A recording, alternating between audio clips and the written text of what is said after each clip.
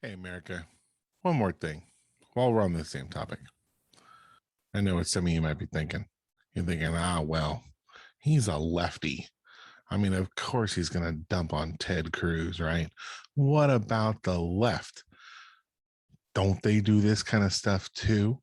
And yeah, they do. And it's just as gross.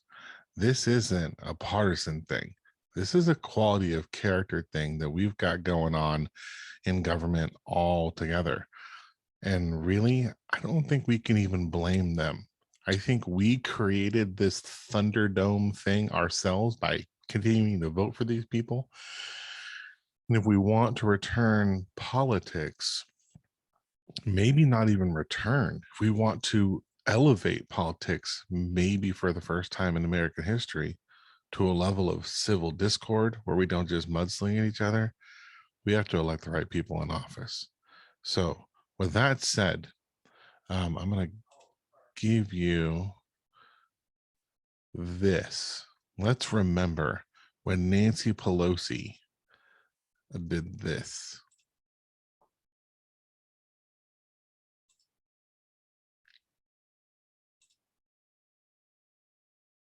End of the State of the Union. Watch this. You remember it anyways. You know what's coming. That look at the little smirk on her face. She can barely contain her glee. That is the behavior of a child. It just is. There's no excusing that behavior. Oh shoot, how do I stop? There we go. Stop screen sharing. Stop share. Still learning how to do this stuff. Anyways, um, it's the same stuff on both sides, and that's the challenge. I don't have a particular thing against Ted Cruz just because he's a Republican. That's not what's going on here. I have an issue with poor quality of character, and that's the thing that's going on here. That's the stuff that if we're gonna turn this country into a new direction, that we have to solve, and that starts with us. That's one of the reasons why we started Common Ground in the first place, was because the world at large, our country in particular, is just hiding behind this wall of memes and Facebook and Twitter and everything else, and just throwing garbage at the other side. Um, and it doesn't solve anything. The other side never sees a stupid meme and thinks to themselves, "Oh, I never really looked at it that way before." They just get mad and they make their own, and they throw it back over the wall again, and we go back and forth like this till what? Till what? What's the end game of snarky partisanship? Do you know what I mean? Like, really think that one through. So you post a meme, they post a meme. You post a meme, they post a meme. What is the end state of that? If you're a Democrat, are you looking for that end state where the entire country just becomes Democrat and there's nobody with right-leaning ideologies? If you're a Republican, are you just thinking that at some point in time you're going to be victorious and the whole world, or the United States, is going to switch to right-leaning politics and all these lefties are just going to go away? Like, it's never going to be the case. We're always going to be this collection of everybody.